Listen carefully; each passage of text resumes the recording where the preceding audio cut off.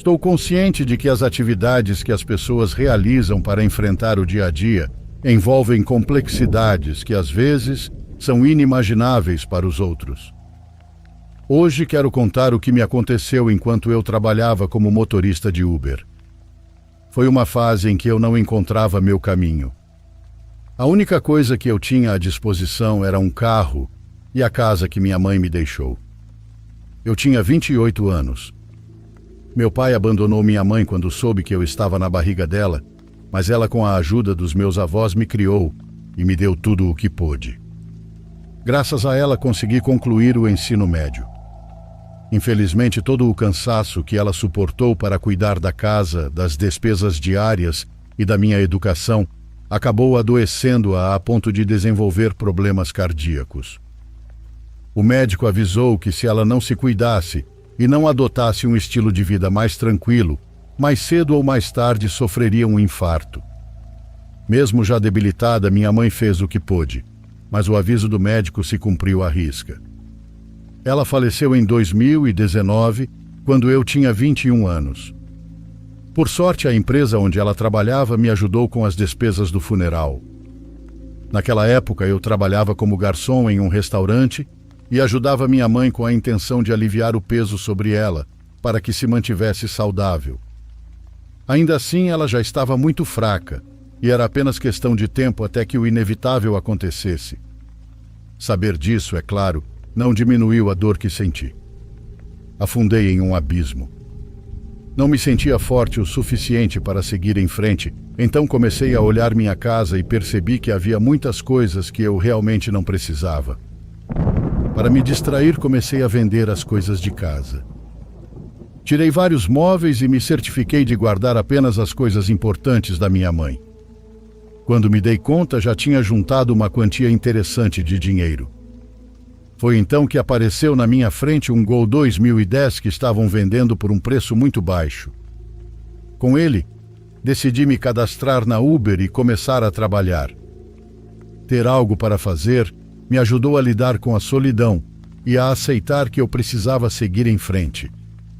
Jamais imaginei que essa atividade também seria o motivo pelo qual eu viveria uma das fases mais assustadoras da minha vida.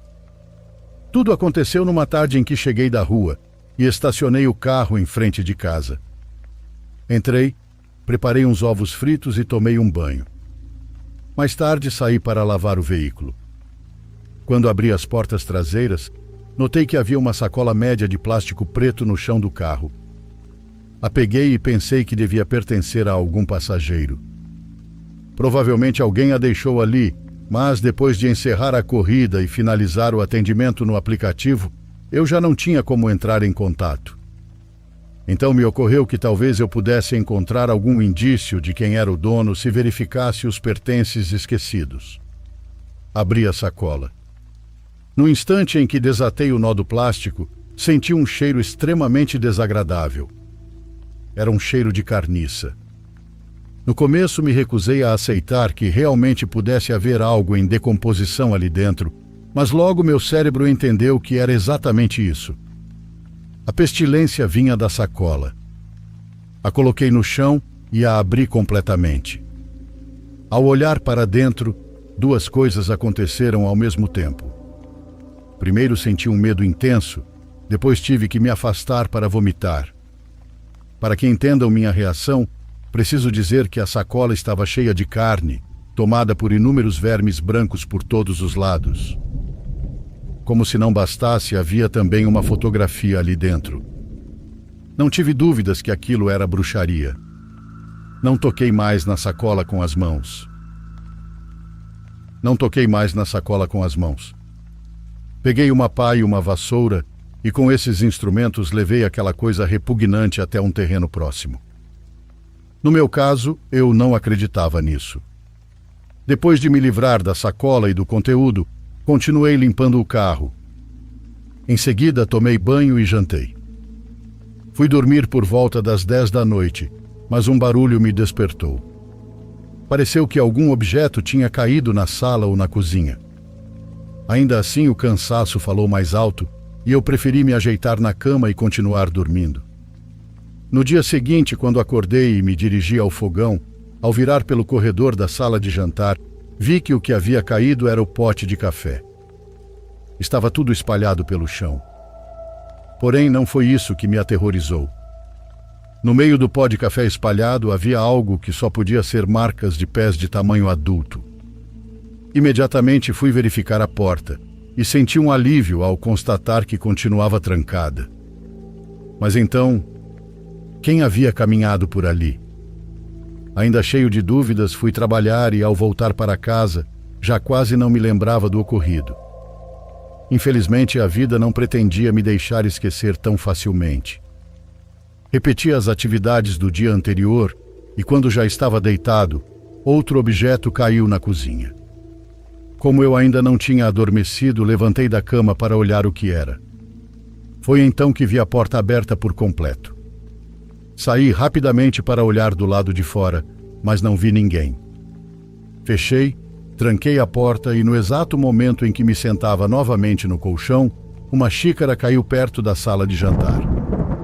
Fui conferir outra vez e, além da xícara no chão, vi que a porta que eu tinha acabado de trancar estava aberta de novo.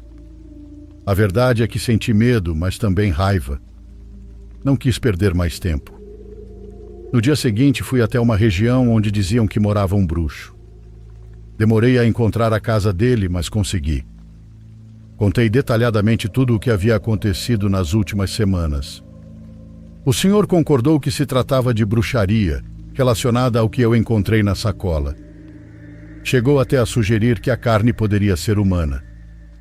Pediu uma contribuição voluntária, algo em torno de R$ 100 em alimentos, e depois me acompanhou até minha casa. Ele fez algumas coisas numa língua esquisita e passou ramos por toda a casa. Também realizou uma limpeza espiritual em mim, esfregando-me com um ovo de peru. Ao final, quebrou o ovo e surgiram bolhas que formaram o desenho de uma caveira. Nos dias seguintes, ainda ouvi algumas coisas. Em certa ocasião, cheguei a perceber algo parecido com o choro de um homem, mas aos poucos os acontecimentos foram diminuindo até deixarem de me incomodar. Continuei trabalhando como motorista de Uber por mais 2 ou 3 anos, depois consegui emprego no Banco Caixa. Como a única exigência era ter o ensino médio completo, fui contratado. Já se passaram alguns anos, mas ainda me lembro daquela fase e principalmente do cheiro insuportável que saía daquela sacola. Por fim, quero compartilhar algo que o bruxo me disse. Segundo ele, às vezes feiticeiros e bruxas deixam trabalhos que parecem ter sido esquecidos, mas não foram. O último ingrediente dessas coisas é o medo que provocam em quem as encontra. Por isso, o melhor é não recolher nem tocar em algo que outra pessoa deixou na via pública ou em qualquer meio de transporte.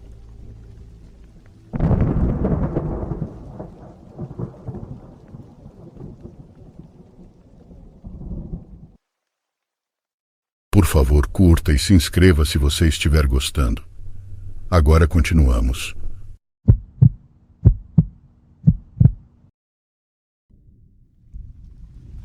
Minha história começa há 18 anos.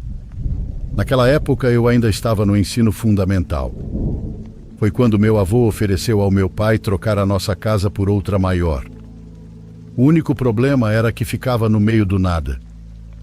Quando nos mudamos, foi muito difícil para mim me adaptar. Não havia vizinhos por perto. Pelo que me lembro, o mais próximo ficava na outra esquina, a uns 300 metros de distância. Tanto naquela época quanto agora, a rua não tinha pavimentação nem iluminação pública. Nos primeiros dias na casa, comecei a ouvir e ver coisas. Quando contava para a minha família, me tratavam como se eu estivesse louca. Talvez porque eles nunca tenham visto nada.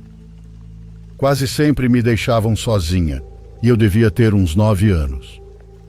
Quando todos saíam para trabalhar, eu ficava completamente sozinha naquela casa enorme de 2 andares. Eu costumava assistir televisão na parte de cima. Em um desses dias, minha tia estava comigo, porque, como sempre, eu estava sozinha. Eram 11 da noite e meus pais ainda não tinham chegado. Minha tia disse que ia dar uma passada na casa dela e já voltava. De repente ouvi alguém subindo as escadas, assobiando. Fiquei feliz porque pensei que fosse meu irmão e que eu não estaria mais sozinha. Chamei pelo nome dele, mas não houve resposta. Quem quer que estivesse subindo foi se aproximando cada vez mais. Resolvi sair do quarto para verificar. Quando não vi ninguém, senti um medo enorme.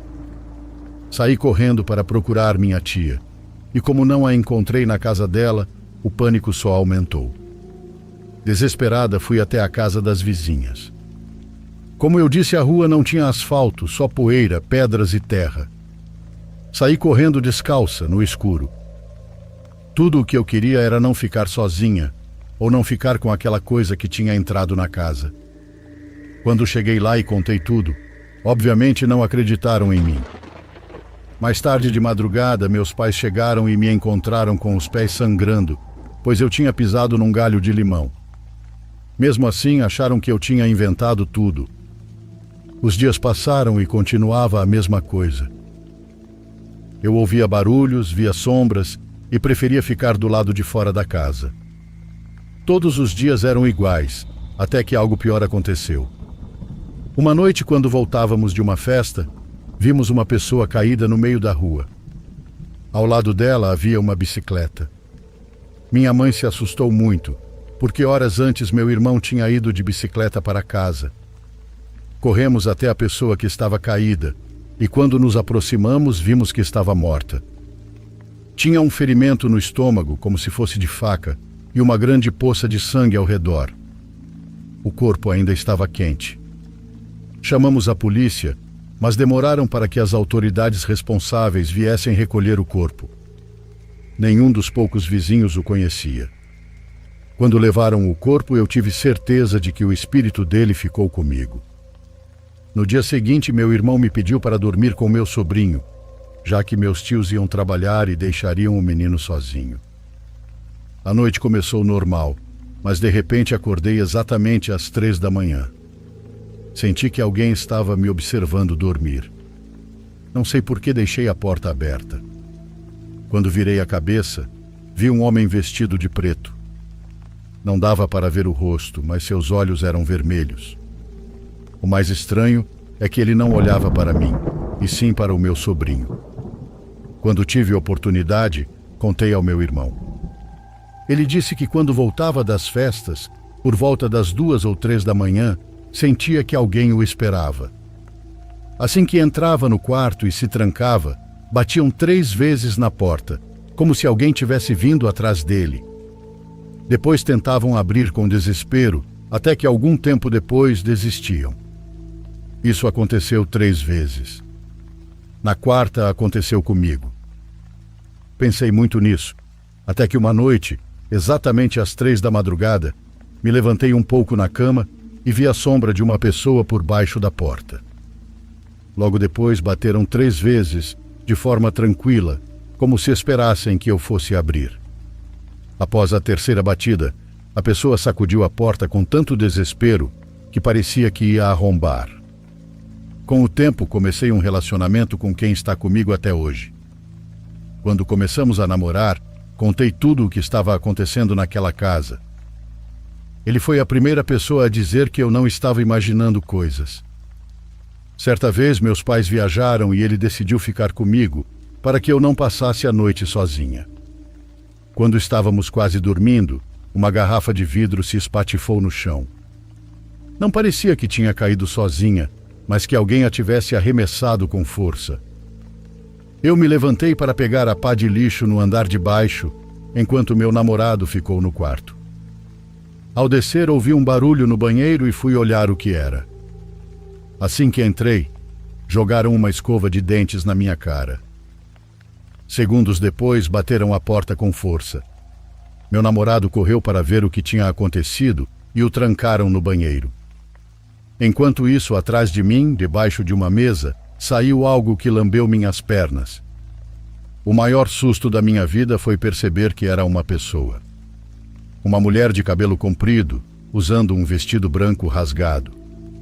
Não era só a presença que dava medo, mas sua aparência e a forma como se movia. Ela se deslocava como uma aranha. Naquele momento, meu namorado saiu do banheiro, assustado e confuso. Ele me encontrou chorando e desesperada. Quando voltamos para a cama, ele me confessou que quando desci para pegar a pá, uma mulher exatamente como eu havia descrito estava atrás de mim. Por isso ele estava por perto quando tudo aconteceu no banheiro. A partir daquela noite, as aparições da mulher ficaram mais frequentes. Certa madrugada, algo me despertou. Quando abri os olhos, ela estava em cima de mim. Foi então que consegui ver seu rosto. Tinha a pele pálida, os olhos bem abertos e uma expressão horrível que deixava à mostra seus dentes podres. Quando nossos olhares se cruzaram, aquela coisa saiu, movendo-se ainda pior do que antes, como uma aranha com as pernas retorcidas. Então foi até o canto do quarto e desapareceu na escuridão. Mas não era só isso que acontecia. Uma sombra também aparecia diante da minha porta. Era muito alta, tão alta que precisava se curvar para passar pelo batente. Apenas ficava parada. Essa sombra abria as portas e ficava presa no meio delas. Quando eu tentava fechá-las com força, ela empurrava para impedir. Tenho certeza de que era o homem que vimos morto ao lado da casa. A última vez que vi e ouvi algo naquele lugar, também acordei de um sono profundo. Ouvi a porta se abrindo. Quando me levantei, vi a sombra parada no canto do quarto, como sempre. A única coisa que disse foi: "Ah, é você", e voltei a me deitar. Confesso que já estava acostumada com tudo, mas dessa vez foi diferente. Depois que falei, ele começou a caminhar em direção à minha cama. Fiquei com um medo como nunca antes, pois aquilo parecia estar tomando forma. Me cobri com o cobertor para não vê-lo, mas ele se sentou na beirada da cama, levantou a coberta e me lançou um olhar horrível. Depois, deitou ao meu lado e começou a chorar.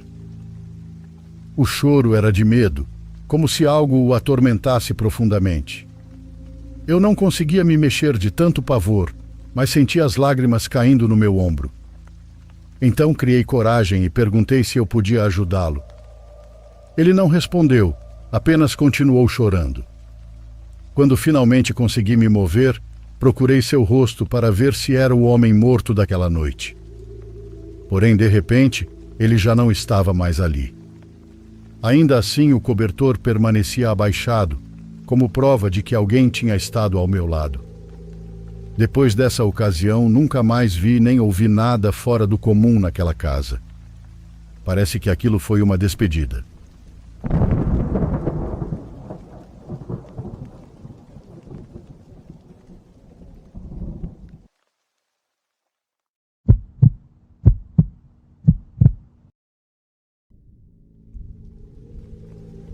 Isso aconteceu 1 ou 2 semanas antes do Natal, cerca de 3 anos atrás.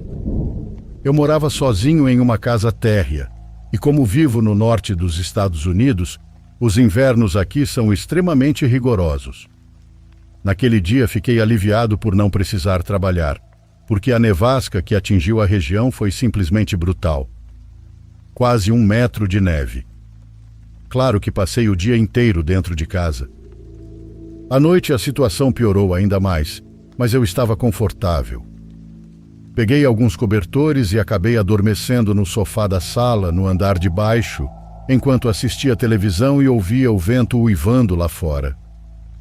Dormi profundamente por algumas horas, talvez 2 ou 3 antes de acordar de repente.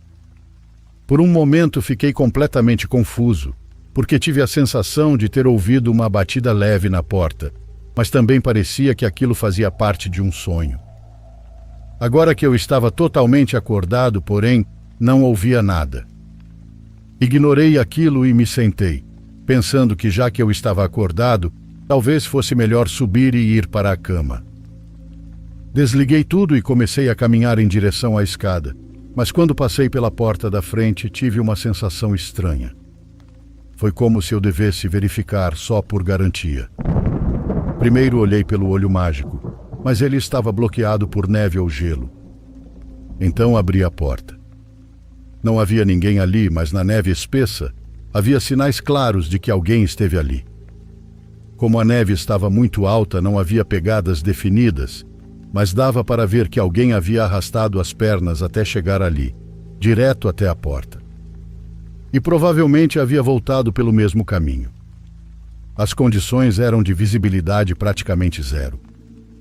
A mais de 1 ou 2 metros da varanda, eu não conseguia enxergar absolutamente nada. Nem mesmo a estrada no final da entrada da casa. Se alguém ainda estivesse lá fora, ou tivesse saído segundos antes, eu não tinha como saber. Fechei a porta e tranquei. Aquilo me deixou muito desconfortável, mas meu primeiro pensamento foi que talvez alguém estivesse perdido naquela tempestade, indo de casa em casa tentando conseguir ajuda. Afinal, por que mais alguém estaria lá fora no meio da noite, em uma nevasca daquelas? E como a pessoa já tinha ido embora, imaginei que ela simplesmente tivesse seguido até a próxima casa. Não havia muito mais que eu pudesse pensar ou fazer sobre isso. Subi e fui para a cama. Demorei um pouco para conseguir dormir, mas dessa vez não acordei de forma brusca. Ainda assim, a maneira como despertei foi extremamente estranha. Eu estava congelando. Estava tremendo incontrolavelmente.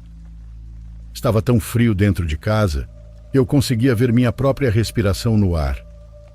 Cheguei a sussurrar um que diabos para mim mesmo, porque aquilo não fazia sentido algum. Meu quarto estava escuro, pois todas as janelas estavam fechadas. E, obviamente, o aquecimento da casa tinha ficado ligado o dia inteiro. Eu não tinha mexido nele em momento algum. Algo estava errado. Olhei o relógio e vi que só haviam se passado 2 horas desde que eu tinha ido dormir. Levantei e caminhei até o corredor. Estava tão frio quanto o quarto.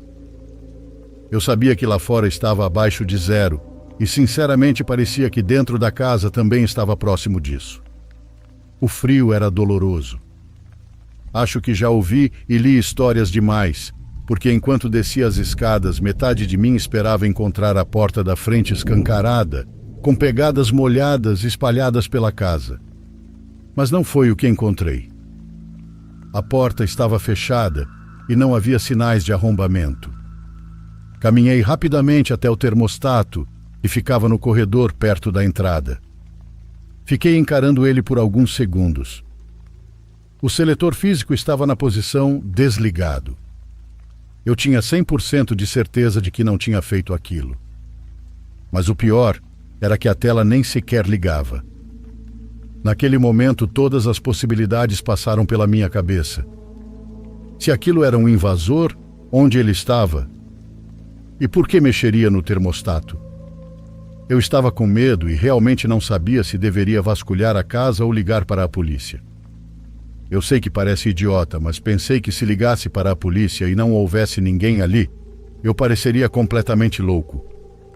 Decidi pelo menos subir e pegar meu celular. Comecei a caminhar rapidamente em direção à escada, mas no instante em que cheguei ao primeiro degrau, ouvi um som atrás de mim. Eu reconheci aquele som imediatamente. Era o sofá. Ele sempre fazia aquele mesmo rangido quando alguém se mexia nele. Eu congelei. Então me virei lentamente. Dei alguns passos, apenas o suficiente para inclinar o corpo e olhar para dentro da sala. O que eu vi foi uma das imagens mais perturbadoras que já presenciei e que nunca consegui esquecer. Havia um homem sentado no sofá. Ele estava sentado normalmente, com o corpo voltado para frente, mas sua cabeça estava virada diretamente para mim. Estava escuro, mas eu conseguia ver claramente seus olhos arregalados e sem vida. E ele estava sorrindo. Não era um sorriso exagerado, mas dava para ver os dentes daquele desgraçado. Foi o suficiente para deixar claro que havia algo profundamente errado com aquele homem. Ele não reagiu ao me ver, só continuou sentado me encarando. Sem dizer uma palavra. Sem sequer piscar. Apenas olhando. Sinceramente não lembro quanto tempo fiquei ali, paralisado de terror absoluto, antes de finalmente correr escada acima. Peguei o telefone imediatamente e liguei para a polícia, me trancando no quarto.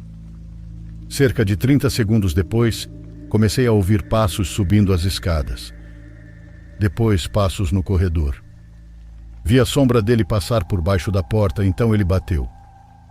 3 batidas, muito lentas, como se estivesse me provocando. Em seguida, ouvi ele se afastar e voltar em direção à escada. Depois disso, não ouvi mais nada. O mais aterrorizante era que aquele homem claramente não era normal. Eu não fazia ideia do que ele faria em seguida. Fiquei trancado no quarto, tremendo de frio por quase 20 minutos, até que a polícia chegou. Mas ele já tinha ido embora. Não havia novas marcas na neve, então parecia que ele simplesmente saiu pela porta da frente, que também era por onde a polícia acreditava que ele havia entrado. Eu não conseguia lembrar se tinha usado o trinco de segurança. Eu sabia que tinha trancado a fechadura principal da maçaneta, mas se fosse esse o caso, a polícia acreditava que ele tinha arrombado ou destrancado a fechadura. Para mim, isso era difícil de acreditar. Ele não parecia mentalmente estável o suficiente para fazer algo assim. Mas talvez seja mais fácil do que eu imagino. Eu não sei qual era o plano insano dele, nem por que ele estava agindo daquela forma. De qualquer forma, é perturbador pensar que ele estava, basicamente, brincando comigo. Eu espero que aquilo tenha sido apenas um incidente isolado e sem consequências. Mas, sinceramente, acho que nunca mais vou conseguir esquecer a expressão perturbadora no rosto dele, sentado naquele sofá me encarando no escuro.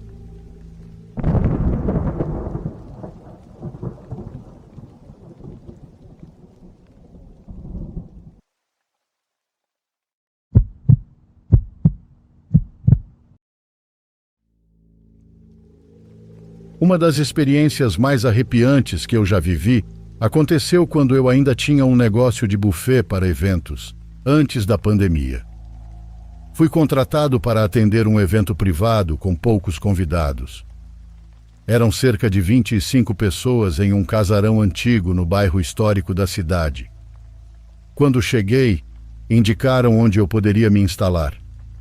Falaram de uma cozinha muito velha, mas impecavelmente conservada e bastante ampla. Ali comecei a me preparar para o serviço. Os convidados foram chegando, e o serviço de garçons havia sido contratado à parte. Eu me dedicava apenas a montar e servir os pratos, e eles se encarregavam de levá-los às mesas. De vez em quando eu notava um senhor já de certa idade, muito bem vestido, parado ao lado da porta de saída, olhando pela janela em direção à área onde estavam os convidados. Sempre imaginei que fosse o chefe da equipe, como acontece em muitas casas de famílias abastadas, que contam com uma administração inteira trabalhando para elas.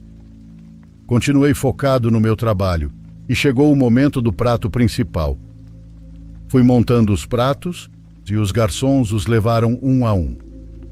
De repente, o mesmo senhor que eu havia visto parado na porta se aproximou da área onde eu estava e me perguntou, com estas exatas palavras: "Com licença, poderia me informar se já é o momento de servir as iguarias da sobremesa?" A voz dele, calma, calorosa e gentil, me causou um leve arrepio. Respondi que sim, enquanto retirava das geladeiras os pratos com flan caramelizado que haviam encomendado. Assim que confirmei, ele pediu da mesma forma elegante e eloquente: "Poderia separar uma porção para o Sr. Guilherme? Hoje é seu aniversário, e sempre lhe é servido um doce especial." O sorriso daquele senhor era contagiante e carismático. Seus olhos brilhavam com uma profundidade muito peculiar. Com sua fala refinada, ele me pediu que colocasse fatias de abacaxi em calda sobre o flan. Disse exatamente de onde eu deveria pegá-las e até como organizá-las no prato. Não vi problema algum em atender ao pedido. Pedi a um dos garçons que entregasse aquele prato ao aniversariante. Ele também não estranhou e o levou rapidamente. Depois disso, não voltei a ver o tal senhor. Procurei por ele para puxar conversa, mas já não estava mais ali. Foi então que comecei a ouvir um certo alvoroço entre os convidados. Um dos garçons entrou apressado e pediu que eu fosse até o salão. Confesso que fiquei assustado, achando que alguém tivesse encontrado algo estranho na comida ou passado mal. Joguei o avental de lado e saí. Havia várias pessoas de pé ao redor do aniversariante, que encarava o prato como se estivesse vendo algo de outro mundo. Ele me perguntou se eu havia enviado aquele prato. Respondi que sim e expliquei sobre o homem que havia me dado as instruções para prepará-lo daquela forma. O olhar dele ficou ainda mais distante. A esposa ao seu lado quase gritou. Eu não entendia nada. Não pode ser. Então me explicaram que o Sr. Guilherme tinha um doce favorito, que era justamente flan com abacaxi em calda. Falaram para mim que todos os anos no seu aniversário era o pai quem preparava a sobremesa, arrumando as fatias de abacaxi exatamente do jeito que eu havia feito. A minha pele se arrepiou na hora. O aniversariante me descreveu o pai e era exatamente como o senhor que eu tinha encontrado na cozinha. A princípio pensei que pudessem estar fazendo uma brincadeira comigo, embora não houvesse motivo algum para isso. Mas depois confirmei que tudo era verdade. O pai do senhor havia falecido muitos anos antes. Fiquei semanas sem conseguir dormir por conta desse acontecido.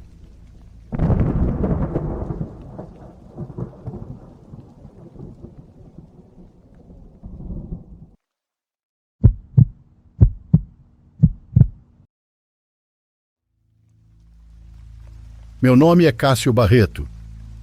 Hoje eu tenho 34 anos, moro em Belo Horizonte, num apartamento no 8º andar, o mais longe possível de qualquer pedaço de mato. Mas o que eu vou te contar aconteceu em 2004, quando eu tinha 12 anos, numa propriedade rural da minha família na divisa de Carrancas com Itutinga, no interior de Minas Gerais. Era uma fazenda de gado leiteiro e plantação de milho, onde a cidade mais próxima ficava a quase 40 minutos de estrada de terra esburacada. Eu tinha um irmão mais novo, e o nome dele era Tiago. Naquela época, o Tiago tinha 8 anos recém-completados. Ele era um menino normal de roça, vivia descalço, com o joelho ralado, correndo atrás de galinha e subindo em jabuticabeira. Mas de uns 6 meses antes de tudo acontecer até o dia do sumiço, o Tiago mudou. Ele mudou de um jeito que a gente, na nossa ignorância e na correria do dia a dia da fazenda, ignorou completamente. E essa é a culpa que eu carrego e vou carregar até o dia em que me colocarem num caixão. Começou no finalzinho de março. O Tiago passou a ter problemas para dormir. Ele acordava no meio da madrugada, chorando baixinho, encolhido no canto da cama dele, pois nós dividíamos o mesmo quarto. Quando eu acordava irritado e perguntava o que era, ele apontava para o canto escuro perto do guarda-roupa que a gente tinha e dizia: "A coisa escura está me olhando." Eu acendia a luz, não via nada além de poeira e teia de aranha, mandava ele deitar e apagava a luz de novo. Mas ele insistia. Ele dizia que não era uma pessoa, pois não tinha braço, rosto ou olhos. Era só uma massa, mais escura que a própria noite, que ficava flutuando só observando ele. Meus pais, que se chamam Hamilton e Sônia, eram pessoas muito práticas.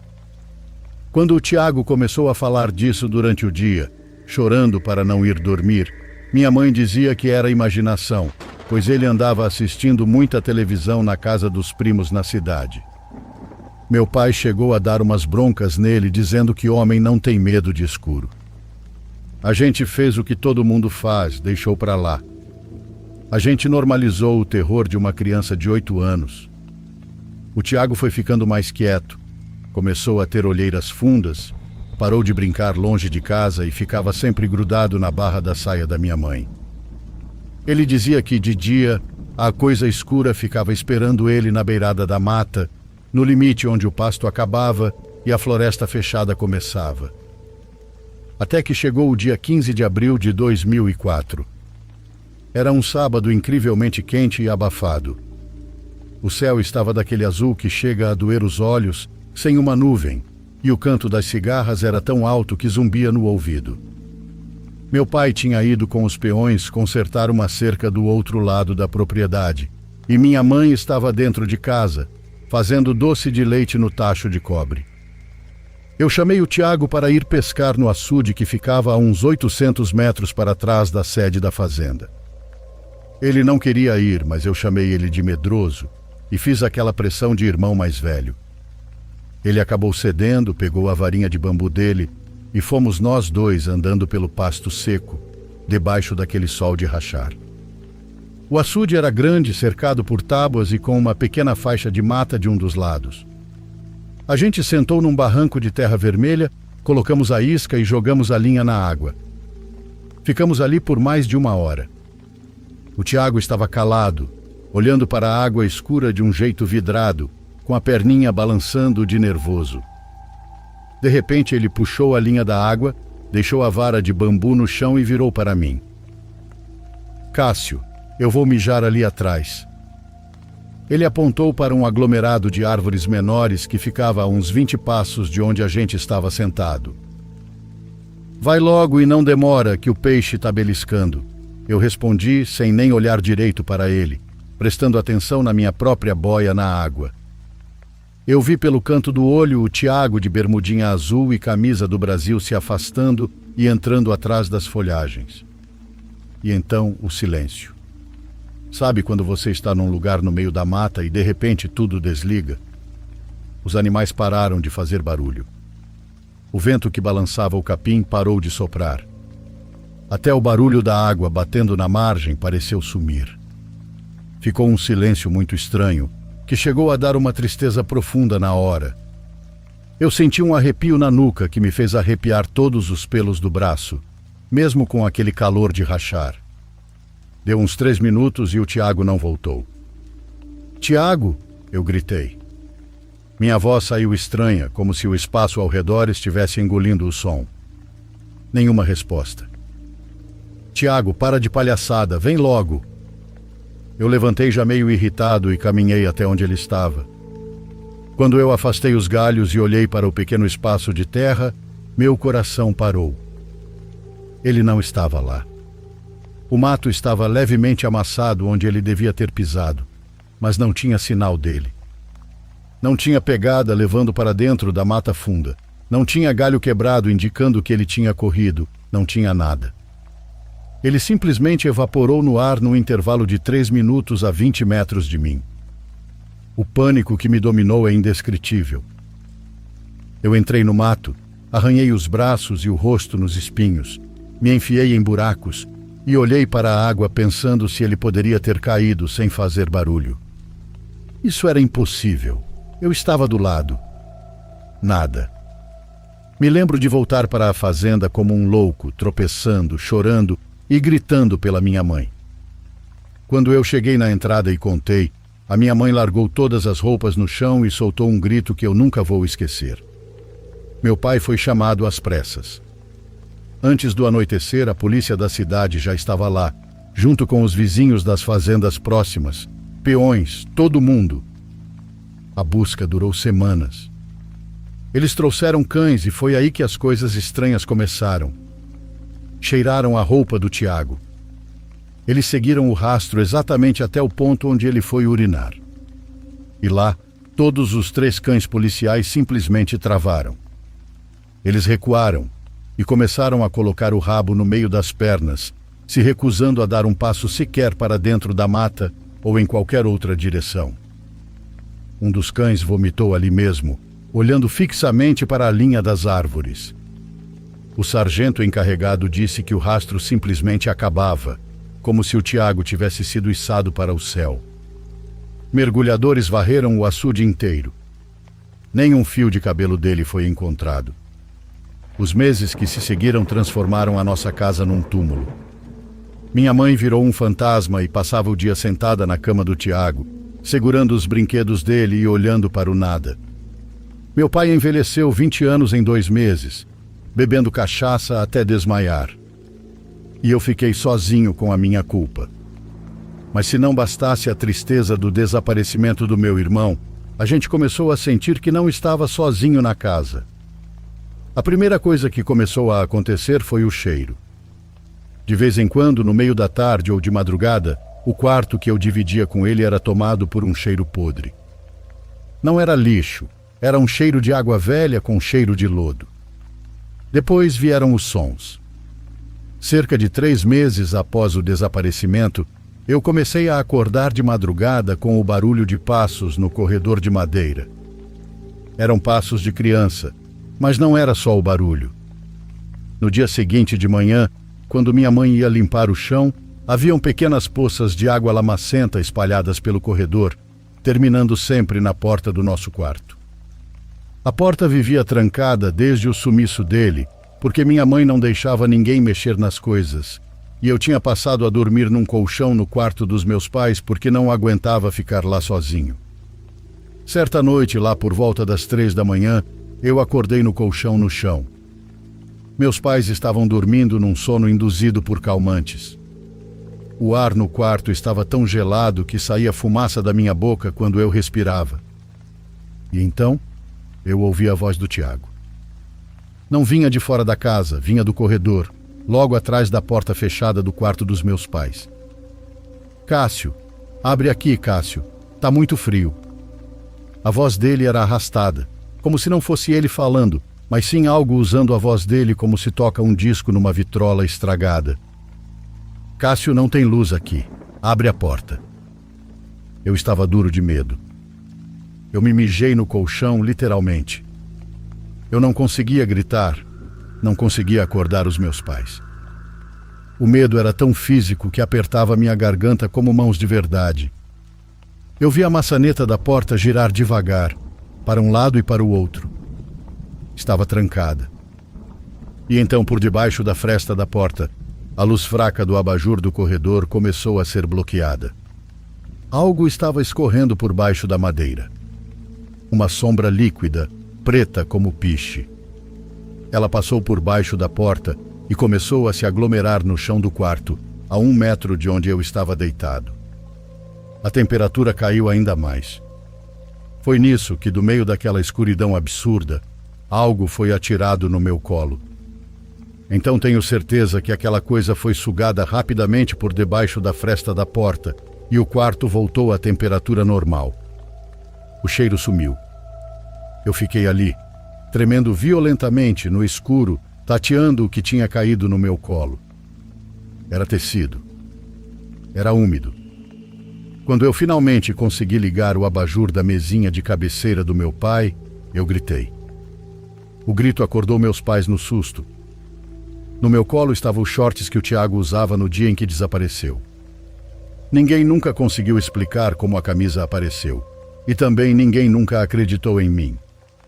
A polícia arquivou o caso.